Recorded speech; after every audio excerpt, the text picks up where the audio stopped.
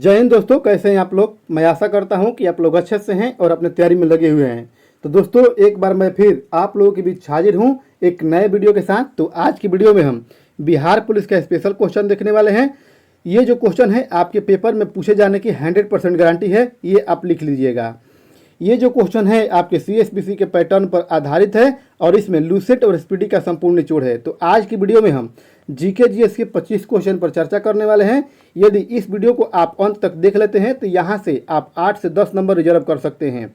यदि आपका सपना है बिहार पुलिस में जाना और वर्दी पहनना तो इस वीडियो को बिल्कुल स्किप मत कीजिएगा, वीडियो को लास्ट तक बंद रहिएगा।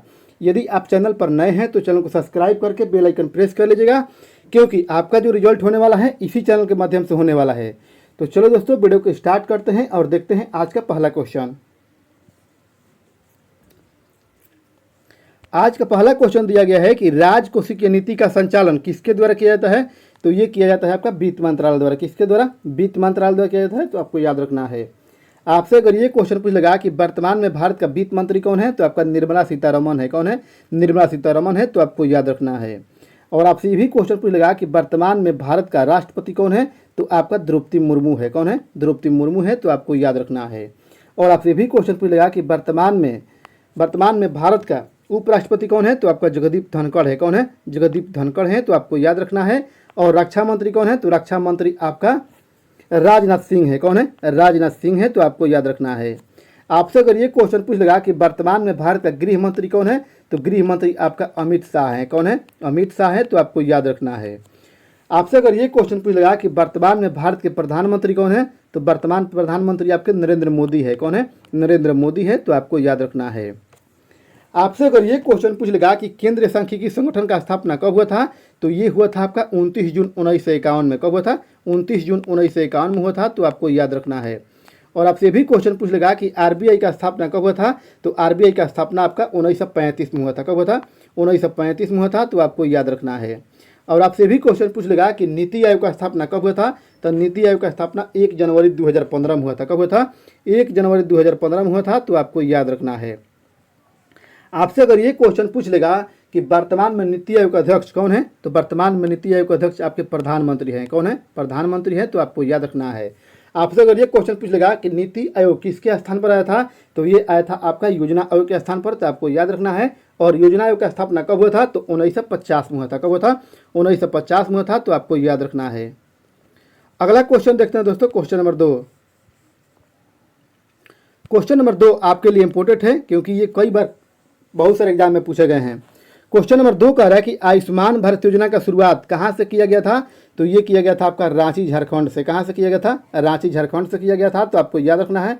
और कब किया गया था, तो ये आपका 14 अप्रैल 2018 ईस्वी में किया गया था। तो आपको याद रखना है। आपसे अगर ये क्वेश्चन पूछ लेगा कि उज्ज्वला योजना का शुरुआत कहाँ से हुआ था, तो उज्ज्वला योजना का शुरुआत आपका बलिया उत्तर प्रदेश से किया गया था। कहाँ से किया गया था? बलिया उत्तर प्रदेश से किया गया था। और कब किया गया था, तो ये किया गया था आपका 1 मई 2015 ईस्वी को। कब किया गया था? 1 मई 2015 ईस्वी को। तो आपको याद रखना है। और आपसे भी क्वेश्चन पूछ लगा कि उजाला योजना का शुरुआत कहाँ से हुआ था, तो उजाला योजना की शुरुआत आपका आरा बिहार से। कहाँ से किया गया था? आरा बिहार से किया गया था। तो आपको याद रखना है। और किसने किया था, तो RK सिंह ने किया था। आपसे अगर ये क्वेश्चन पूछ लगा कि उजाला योजना की शुरुआत किससे था, तो उजाला योजना की शुरुआत आपका LED बल्ब से था। किससे था? LED बल्ब से था। तो आपको याद रखना है। और आपसे भी क्वेश्चन पूछ लगा कि उज्ज्वला योजना का शुरुआत किससे था, तो उज्ज्वला योजना की शुरुआत आपके मुफ्त में गैस सिलेंडर से था। तो आपको याद रखना है। अगला क्वेश्चन देखते हैं दोस्तों, क्वेश्चन नंबर 3। क्वेश्चन नंबर 3 कह रहा है कि मानव शरीर में प्रोटीन का पाचन निम्नलिखित में से किस अंग से शुरू होता है, तो ये आपके आमाशय से होता है। किससे होता है? आमाशय से होता है। तो आपको याद रखना है। आपसे अगर ये क्वेश्चन पूछ लेगा कि हमारे पेट से कौन सा अम्ल निकलता है, तो हमारे पेट से आपका हाइड्रोक्लोरिक अम्ल निकलता है। कौन निकलता है? हाइड्रोक्लोरिक अम्ल निकलता है। तो आपको याद रखना है। आपसे अगर ये क्वेश्चन पूछ लेगा कि भोजन का पाचन कहाँ से शुरुआत होता है, तो ये आपके मुंह से होता है। कहाँ से होता है? मुंह से होता है। और आपसे भी क्वेश्चन पूछ लेगा कि अंतिम रूप से पाचन कहाँ होता है, तो ये आपके छोटी आंत में होता है। कहाँ होता है? छोटी आंत में होता है। तो आपको याद रखना है। आपसे अगर ये क्वेश्चन पूछ लगा कि मानव मस्तिष्क का वजन कितना होता है, तो मानव मस्तिष्क का वजन आपका 1350 ग्राम होता है। कितना होता है? 1350 ग्राम होता है। तो आपको याद रखना है। और किडनी का वजन कितना होता है, तो किडनी का वजन आपका 150 ग्राम होता है। कितना होता है? 150 ग्राम होता है। तो आपको याद रखना है। आपसे अगर ये क्वेश्चन पूछ लेगा कि प्रोटीन की कमी से कौन सा रोग होता है, तो प्रोटीन की कमी से आपका मरासमस होता है। कौन सा होता है? मरासमस होता है, तो आपको याद रखना है। और आपसे भी क्वेश्चन पूछ लेगा कि विटामिन डी की कमी से कौन सा रोग होता है, तो विटामिन डी की कमी से आपका रिकेट्स होता है। क्या होता है? रिकेट्स रोग होता है, तो आपको याद रखना है। अगला क्वेश्चन देखते हैं दोस्तों, क्वेश्चन नंबर 4। क्वेश्चन नंबर 4 कह रहा है कि 1920 ईस्वी में all India trade union Congress की स्थापना किसने किया था, तो ये आपका किया था एनएम जोशी ने। किसने किया था? एनएम जोशी ने किया था, तो आपको याद रखना है। आपसे अगर ये क्वेश्चन पूछ लेगा कि फॉरवर्ड ब्लॉक का स्थापना किसने किया था, तो फॉरवर्ड ब्लॉक का स्थापना आपका सुभाष चंद्र बोस ने किया था। और फॉरवर्ड ब्लॉक का स्थापना कब हुआ था, तो ये आपका 1939 में हुआ था। कब हुआ था? 1939 में हुआ था, तो आपको याद रखना है। आपसे अगर ये क्वेश्चन पूछ लेगा कि साबरमती आश्रम का निर्माण किसने किया था, तो आपके महात्मा गांधी ने। किसने किया था? महात्मा गांधी ने किया था। और कब किया था, तो ये 1916 में किया था। आपसे अगर ये क्वेश्चन पूछ लेगा कि अभिनव भारत संस्था का स्थापना किसने किया था, तो आपका बी डी सावरकर ने किया था। और कब किया था, तो ये 1904 में किया था। कब किया था? 1904 में किया था, तो आपको याद रखना है। इस वीडियो का हर क्वेश्चन आपके लिए इंपॉर्टेंट है, तो इस वीडियो का कोई भी क्वेश्चन स्किप मत कीजिएगा, क्योंकि कोई भी क्वेश्चन आपके पेपर में पूछे जाने की संभावना है। अगला क्वेश्चन देखते हैं दोस्तों, क्वेश्चन नंबर 5। क्वेश्चन नंबर 5 कह रहा है कि इब्न बतूता किसके दरबार में आया था, तो ये आया था मोहम्मद बिन तुगलक के दरबार में, तो आपको याद रखना है। आपसे अगर ये क्वेश्चन पूछ लेगा कि इब्न बतूता कहाँ का निवासी था, तो इब्न बतूता आपका मोरक्को देश का निवासी था, तो आपको याद रखना है। और मोरक्को की राजधानी कहाँ है, तो मोरक्को की राजधानी आपकी रबात है। कहाँ है? रबात है, तो आपको याद रखना है। आपसे अगर ये क्वेश्चन पूछ लेगा कि किस शासक ने अपनी राजधानी दिल्ली से दौलताबाद स्थानांतरित किया था, तो ये आपका मोहम्मद बिन तुगलक ने किया था, तो आपको याद रखना है। आपसे अगर ये क्वेश्चन पूछ लेगा कि बाजार नियंत्रण प्रणाली किसने लागू किया था, तो बाजार नियंत्रण प्रणाली आपका अलाउद्दीन खिलजी ने। किसने? अलाउद्दीन खिलजी ने किया था, तो आपको याद रखना है। और आपसे भी क्वेश्चन पूछ लेगा कि सर टॉमस रो किसके दरबार में आया था, तो यह आपके जहांगीर के दरबार में आया था। किसके दरबार में आया था? जहांगीर के दरबार में आया था, तो आपको याद रखना है। और आपसे भी क्वेश्चन पूछ लेगा कि मौर्य वंश का संस्थापक कौन था, तो मौर्य वंश का संस्थापक आपका चंद्रगुप्त मौर्य था। कौन था? चंद्रगुप्त मौर्य था, तो आपको याद रखना है। आपसे अगर ये क्वेश्चन पूछ लेगा कि मौर्य वंश की राजधानी कहाँ थी, तो मौर्य वंश की राजधानी आपकी पाटलिपुत्रा थी। कहाँ थी? पाटलिपुत्रा थी, तो आपको याद रखना है। और चंद्रगुप्त मौर्य का गुरु का नाम क्या था, तो चंद्रगुप्त मौर्य के गुरु का नाम चाणक्य था। क्या था? चाणक्य था, तो आपको याद रखना है। अगला क्वेश्चन देखते हैं दोस्तों, क्वेश्चन नंबर 6। क्वेश्चन नंबर 6 कह रहा है कि किताब उल हिंद किसके द्वारा लिखा गया था, तो ये लिखा गया था आपका अल-बरूनी द्वारा। किसके द्वारा? अल-बरूनी द्वारा, तो आपको याद रखना है। आपसे भी क्वेश्चन पूछ लेगा कि अल-बरूनी किसके साथ भारत आया था, तो ये आया था आपका मोहम्मद गजनवी के साथ। किसके साथ? मोहम्मद गजनवी के साथ आया था, तो आपको याद रखना है। आपसे अगर ये क्वेश्चन पूछ लेगा कि अकबरनामा का लेखक कौन है, तो अकबरनामा का लेखक आपका अबुल फजल है। कौन है? अबुल फजल है, तो आपको याद रखना है। और आपसे भी क्वेश्चन पूछ लेगा कि हर्ष चरित्र का लेखक कौन है, तो हर्ष चरित्र का लेखक आपका बाण भट्ट है। कौन है? बाण भट्ट है, तो आपको याद रखना है। और आपसे भी क्वेश्चन पूछ लेगा कि प्रयाग प्रहस्ती का लेखक कौन है, तो प्रयाग प्रहस्ती का लेखक आपका हरिसेन है। कौन है? हरिसेन है, तो आपको याद रखना है। आपसे ये भी क्वेश्चन पूछ सकता है कि मुद्रा राक्षस के लेखक कौन है, तो मुद्रा राक्षस के लेखक आपका विशाख दत्त है। कौन है? विशाख दत्त है, तो आपको याद रखना है। अगला क्वेश्चन देखते हैं दोस्तों, क्वेश्चन नंबर 7। क्वेश्चन नंबर 7 कह रहा है कि प्रथम बौद्ध संगीत किसके शासनकाल में आयोजित किया गया था, तो ये किया गया था आपका अजातशत्रु के शासनकाल में, तो आपको याद रखना है। आपसे अगर ये क्वेश्चन पूछ लेगा कि प्रथम बौद्ध संगीति कब हुई थी, तो प्रथम बौद्ध संगीति आपका 483 ईसा पूर्व में हुई थी। कब हुई थी? 483 ईसा पूर्व में हुई थी, तो आपको याद रखना है। आपसे अगर ये क्वेश्चन पूछ लेगा कि प्रथम बौद्ध संगीति कहाँ हुई थी, तो प्रथम बौद्ध संगीति आपकी राजगिरी में हुई थी। कहाँ हुई थी? राजगिरी में हुई थी, तो आपको याद रखना है। और दूसरी बौद्ध संगीति कब हुई थी, तो दूसरी बौद्ध संगीति आपका 383 ईसा पूर्व में हुई थी, तो आपको याद रखना है। और ये संगीति कहाँ हुई थी, तो ये संगीति आपका वैशाली में हुई थी। कहाँ हुई थी? वैशाली में हुई थी, तो आपको याद रखना है। और तीसरी बौद्ध संगीति कब हुई थी, तो तीसरी बौद्ध संगीति आपका 251 ईस्वी में हुई थी।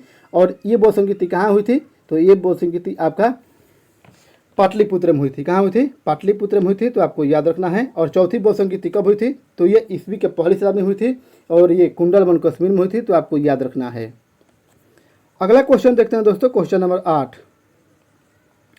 क्वेश्चन नंबर 8 कह रहा है कि शांत घाटियों का देश किसको कहा जाता है, तो ये कहा जाता है लेसेथो को। किसको कहते हैं? लेसेथो को कहते हैं, तो आपको याद रखना है। ये जो क्वेश्चन है आपके लिए इंपॉर्टेंट है, क्योंकि ये क्वेश्चन जो है आपके सीजीएल में पूछा गया था। आपसे अगर ये क्वेश्चन पूछ लेगा कि नील नदी का वरदान कौन सा है, तो नील नदी का वरदान आपका मिस्र है। कौन है, मिस्र है, तो आपको याद रखना है। और आपसे भी क्वेश्चन पूछ लगा कि उगते सूर्य का देश किसको कहते हैं, तो उगते सूर्य का देश हम जापान को कहते हैं। किसको कहते हैं, जापान को कहते हैं, तो आपको याद रखना है। और अर्धरात्रि के सूर्य किसको कहते हैं, तो हम नॉर्वे को कहते हैं। किसको कहते हैं, नॉर्वे को कहते हैं, तो आपको याद रखना है। अगला क्वेश्चन देखते हैं दोस्तों, क्वेश्चन नंबर 9। क्वेश्चन नंबर 9 कह रहा है कि विश्व में सर्वाधिक सोने का खान भंडार किस देश में है, तो ये आपके दक्षिण अफ्रीका में है। कहाँ है, दक्षिण अफ्रीका में है, तो आपको याद रखना है। आपसे अगर ये क्वेश्चन पूछ लेगा कि सोना का संकेत क्या होता है, तो सोना का संकेत आपका AU होता है। क्या होता है, AU होता है, तो आपको याद रखना है। आपसे अगर ये क्वेश्चन पूछ लेगा कि ऊन का सबसे बड़ा उत्पादक देश कौन सा है, तो ऊन का सबसे बड़ा उत्पादक देश आपका ऑस्ट्रेलिया है। कौन है, ऑस्ट्रेलिया है, तो आपको याद रखना है। और आपसे भी क्वेश्चन पूछेगा कि अभ्रक का सबसे बड़ा उत्पादक देश कौन सा है, तो अभ्रक का सबसे बड़ा उत्पादक देश आपका भारत है। कौन है, भारत है, तो आपको याद रखना है। और कच्चे तेल का सबसे बड़ा उत्पादक देश कौन सा है, तो ये आपका सऊदी अरब है। कौन है, सऊदी अरब है, तो आपको याद रखना है। आपसे अगर ये क्वेश्चन पूछेगा कि दक्षिण अफ्रीका की राजधानी कहाँ है, तो दक्षिण अफ्रीका की राजधानी आपके प्रिटोरिया है। कहाँ है, प्रिटोरिया है। और दक्षिण अफ्रीका की मुद्रा का नाम क्या है, तो दक्षिण अफ्रीका की मुद्रा का नाम आपका रैंड है। क्या है, रैंड है, तो आपको याद रखना है। आपसे अगर ये क्वेश्चन पूछ लेगा कि ऑस्ट्रेलिया की राजधानी कहाँ है, तो ऑस्ट्रेलिया की राजधानी आपका कैनबरा है। कहाँ है, कैनबरा है, तो आपको याद रखना है। और ऑस्ट्रेलिया का राष्ट्रीय पशु क्या है, तो ऑस्ट्रेलिया का राष्ट्रीय पशु आपका कंगारू है। क्या है, कंगारू है, तो आपको याद रखना है। आपसे अगर ये क्वेश्चन पूछ लेगा कि भारत की राजधानी कहाँ है, तो भारत की राजधानी आपकी न्यू दिल्ली है। कहाँ है, न्यू दिल्ली है। और भारत की मुद्रा क्या है, तो भारत की मुद्रा आपका रुपया है। क्या है, रुपया है, तो आपको याद रखना है। अगला क्वेश्चन देखते हैं दोस्तों, क्वेश्चन नंबर 10।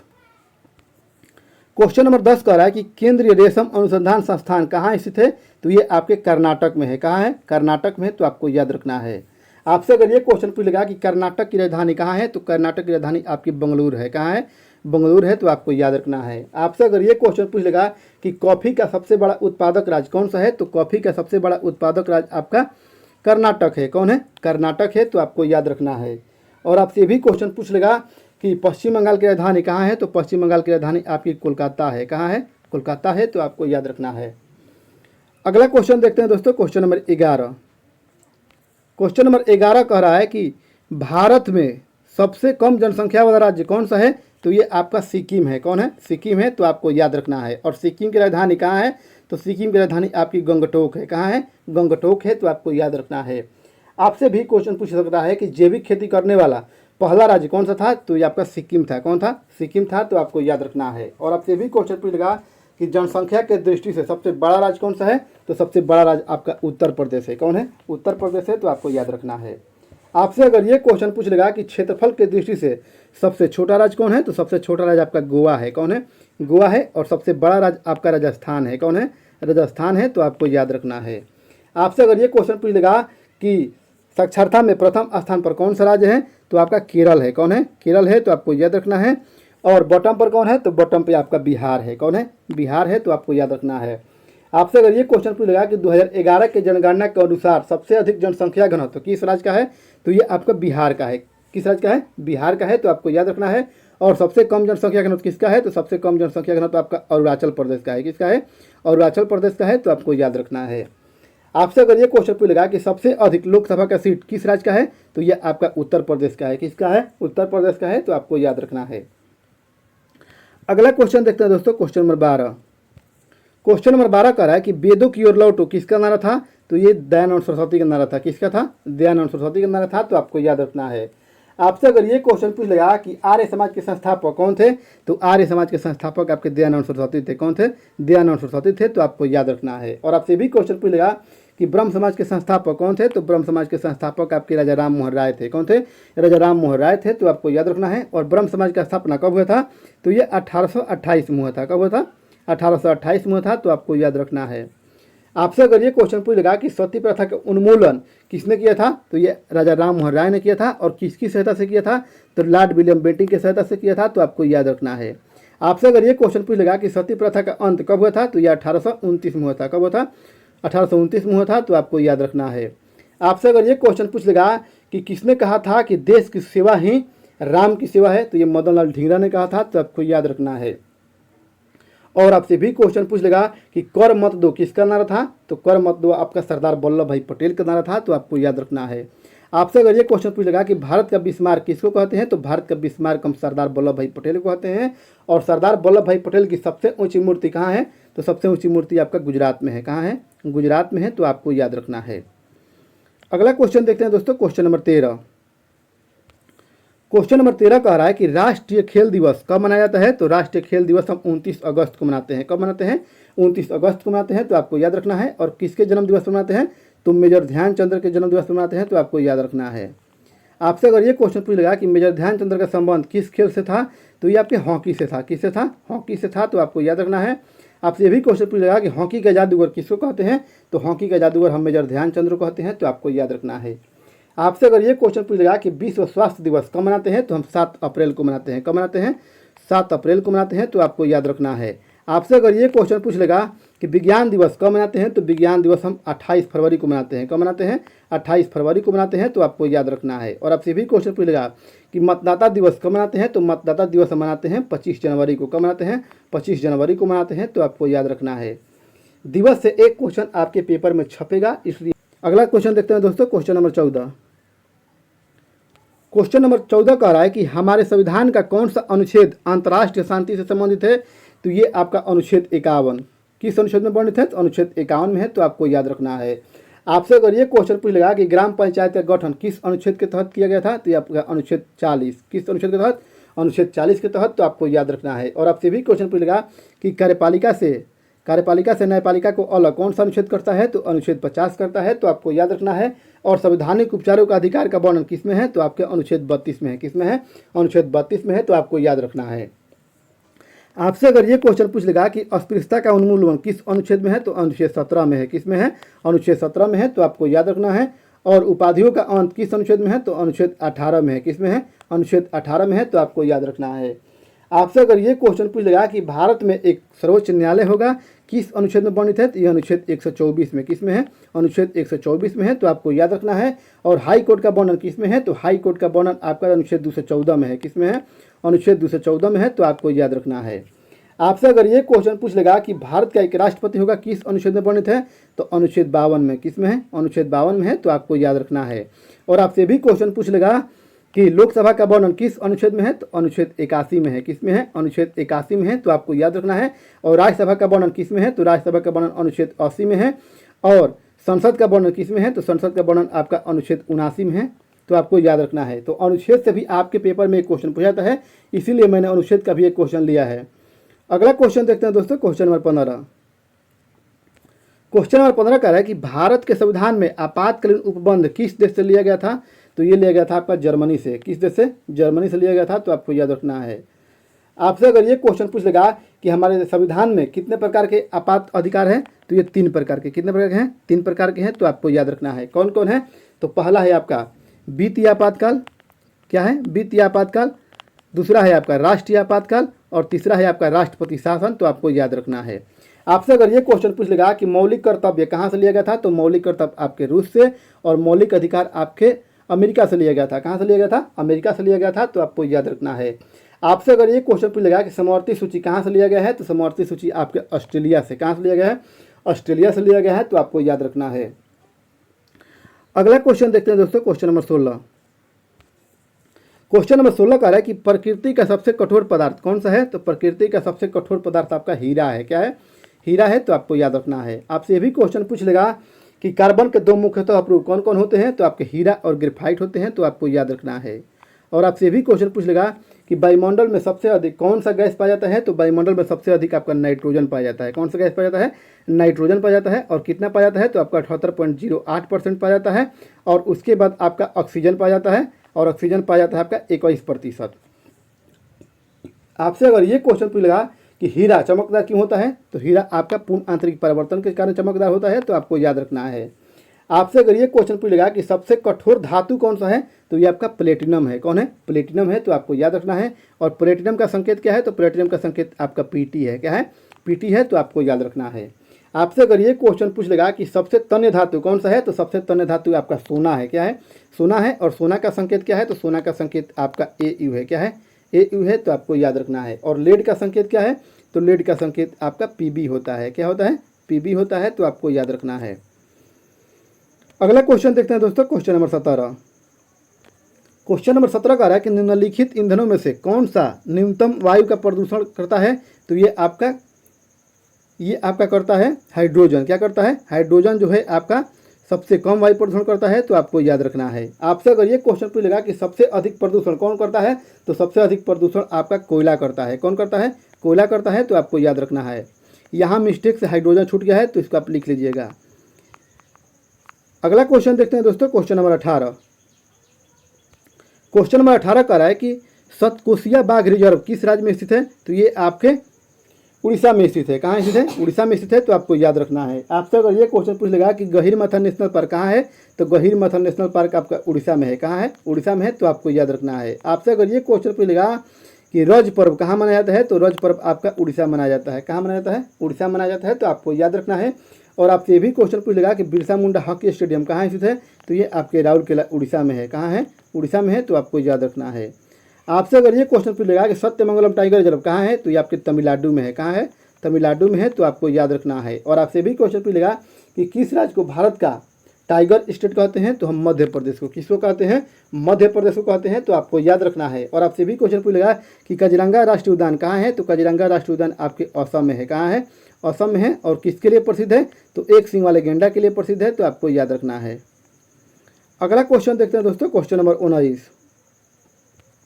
क्वेश्चन नंबर 19 का है कि भारत के मूल संविधान में लोकसभा की सदस्य संख्या कितनी निश्चित की गई थी, तो ये आपकी 500 निश्चित की गई थी, तो आपको याद रखना है। आपसे अगर ये क्वेश्चन पूछेगा कि हमारे मूल संविधान में कुल कितने अनुच्छेद थे, तो अनुच्छेद थे आपके 395। अनुसूचियाँ कितनी थी, तो अनुसूचियाँ थी आपकी 8। और भाषा कितनी थी, तो भाषा आपका 14। कितना? 14 था, तो आपको याद रखना है। और आपसे भी क्वेश्चन पूछेगा कि वर्तमान में अनुसूचियों की संख्या कितनी है, तो वर्तमान में अनुसूचियों की संख्या आपका 12 है। कितना है? 12 है। और भाषाओं का संख्या आपका 22 है, तो आपको याद रखना है। आपसे अगर ये क्वेश्चन पूछ लेगा कि लोकसभा कैसा सदन है, तो लोकसभा आपका निम्न सदन है। कैसा है? निम्न सदन, यानी कि लोअर सदन है, तो आपको याद रखना है। और आपसे भी क्वेश्चन पूछ लेगा कि राज्यसभा कैसा सदन है, तो राज्यसभा आपका अपर सदन है, यानी कि उच्च सदन है, तो आपको याद रखना है। और आपसे भी अगला क्वेश्चन देखते हैं दोस्तों, क्वेश्चन नंबर 20। क्वेश्चन नंबर 20 का है कि निम्नलिखित में से किसमें ऋणात्मक आवेश होता है, तो ये आपके बीटा कण में होता है। किस में होता है? बीटा किरण में होता है, तो आपको याद रखना है। अल्फा कण जो होता है इसमें धनात्मक होता है। गामा किरण जो होता है इसमें कोई भी आवेश नहीं होता है, तो आपको याद रखना है। अगला क्वेश्चन देखते हैं दोस्तों, क्वेश्चन नंबर 21। क्वेश्चन नंबर 21 कह रहा है कि रस्ट रोग किस फसल को हानि पहुंचाता है, तो ये आपके गेहूं को हानि पहुंचाता है, तो आपको याद रखना है। और आपसे भी क्वेश्चन पूछ लेगा कि लिटिल लीफ रोग किसमें होता है, तो लिटिल लीफ रोग आपके नींबू में होता है। किसमें होता है? नींबू में होता है, तो आपको याद रखना है। और आपसे भी क्वेश्चन पूछ लेगा कि खैरा रोग किसमें होता है, तो खैरा रोग आपके धान में होता है, यानी कि चावल में होता है, तो आपको याद रखना है। और किसकी कमी से होता है, तो ये आपकी जिंक की कमी से होता है, तो आपको याद रखना है। और आपसे भी क्वेश्चन पूछ लेगा कि पछमारी रोग किसमें होता है, तो ये आपके आलू में होता है। किसमें होता है? आलू में होता है, तो आपको याद रखना है। अगला क्वेश्चन देखते हैं दोस्तों, क्वेश्चन नंबर 22। क्वेश्चन नंबर 22 कह रहा है कि आसवान बांध किस नदी पर बनाया गया है, तो ये आपके नील नदी पर बनाया गया है, तो आपको याद रखना है। आपसे ये भी क्वेश्चन पूछेगा कि नील नदी कहाँ से निकलती है, तो नील नदी आपकी विक्टोरिया झील से निकलती है। कहाँ से निकलती है? विक्टोरिया झील से निकलती है, तो आपको याद रखना है। और विश्व की सबसे लंबी नदी कौन सी है, तो विश्व की सबसे लंबी नदी आपकी नील है, जिसकी कुल लंबाई 66 से 90 किलोमीटर है, तो आपको याद रखना है। आपसे अगर ये क्वेश्चन पूछेगा कि भारत की सबसे लंबी नदी कौन सी है, तो आपकी गंगा है। कौन है? गंगा है, जिसकी कुल लंबाई आपकी 2525 किलोमीटर है। कितना है? 2525 किलोमीटर है, तो आपको याद रखना है। आपसे भी क्वेश्चन पूछेगा कि कौन सी नदी कच्छ के रण में समाप्त हो जाती है, तो आपकी लूनी नदी। कौन सी नदी? लूनी नदी, तो आपको याद रखना है। अगला क्वेश्चन देखते हैं दोस्तों, क्वेश्चन नंबर 23। क्वेश्चन नंबर 23 कह रहा है कि लाल ग्रह के नाम से हम किसको जानते हैं, तो लाल ग्रह के नाम से हम मंगल को जानते हैं। किसको जानते हैं? मंगल को जानते हैं, तो आपको याद रखना है। और मंगल ग्रह के दो कौन से उपग्रह होते हैं, तो आपके फोबोस और डिबोस, तो आपको याद रखना है। आपसे अगर ये क्वेश्चन पूछ लेगा कि पृथ्वी का एकमात्र उपग्रह कौन सा है, तो पृथ्वी का एकमात्र उपग्रह आपका चंद्रमा है। कौन है? चंद्रमा है, तो आपको याद रखना है। आपसे भी क्वेश्चन पूछेगा कि सबसे बड़ा ग्रह कौन सा है, तो सबसे बड़ा ग्रह आपका बृहस्पति है। कौन है? बृहस्पति है, तो आपको याद रखना है। अगला क्वेश्चन देखते हैं दोस्तों, क्वेश्चन नंबर 24।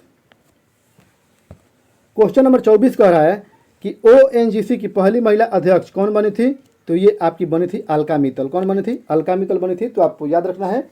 क्योंकि कोई भी महिला पहली बार बनती है, तो ये क्वेश्चन आपके पेपर में पूछने की संभावना रहती है, तो इसको आप ध्यान से देखिएगा। आपसे अगर ये क्वेश्चन पूछ लेगा कि सेल की प्रथम महिला अध्यक्ष कौन बनी थी? तो सेल की प्रथम महिला अध्यक्ष आपकी सोमा मंडल बनी थी। कौन बनी थी? सोमा मंडल बनी थी, तो आपको याद रखना है। और JNU की प्रथम महिला प्रिंसिपल कौन बनी थी? तो आपकी बनी थी शांति श्री धूलीपड़ी बनी थी, तो आपको याद रखना है। और IMF की पहली महिला अर्थशास्त्री कौन सी थी? तो ये आपकी गीता गोपीनाथ थी, जो कि इंडियन थी। आपसे अगर ये क्वेश्चन पूछ लगा कि ONGC का स्थापना कब हुआ था? तो ONGC का स्थापना 1956 में हुआ था। और इसका मुख्यालय कहाँ है? तो इसका मुख्यालय आपका देहरादून में है। कहाँ है? देहरादून में है, तो आपको याद रखना है। अगला क्वेश्चन देखते हैं दोस्तों, क्वेश्चन नंबर 25 और आज का लास्ट क्वेश्चन। क्वेश्चन नंबर 25 कह रहा है कि झूलन गोस्वामी का संबंध किस खेल से है? तो ये आपके क्रिकेट से है। किससे है? क्रिकेट से है, तो आपको याद रखना है। आपसे अगर ये क्वेश्चन पूछ लगा कि हिमा दास का संबंध किससे है? तो हिमा दास का संबंध आपके एथलेटिक्स से है। किससे है? एथलेटिक्स से है, तो आपको याद रखना है। और MC मैरी कॉम का संबंध किससे है? तो MC मैरी कॉम का संबंध आपके बॉक्सिंग से है। किससे है? बॉक्सिंग से है, तो आपको याद रखना है। आपसे अगर ये क्वेश्चन पूछ लगा कि नीरज चोपड़ा का संबंध किस खेल से है? तो आपके भाला फेंक से है। किससे है? भाला फेंक से है, तो आपको याद रखना है। और भाला फेंक दिवस कब मनाते हैं? तो भाला फेंक दिवस हम 7 अगस्त को मनाते हैं। कब मनाते हैं? 7 अगस्त को मनाते हैं, तो आपको याद रखना है। तो दोस्तों ये था आज का क्लास अगर अच्छा लगे तो ज़्यादा से ज़्यादा शेयर कीजिए। और अभी तक आपने वीडियो को लाइक नहीं किया तो वीडियो को लाइक करके चैनल को सब्सक्राइब कर लीजिए, क्योंकि आपका जो रिजल्ट होगा इसी चैनल के माध्यम से होगा। और आपके एग्ज़ाम आते आते मैं इतना कंटेंट आपको दे दूंगा, जिससे आगे रहने के लिए धन्यवाद।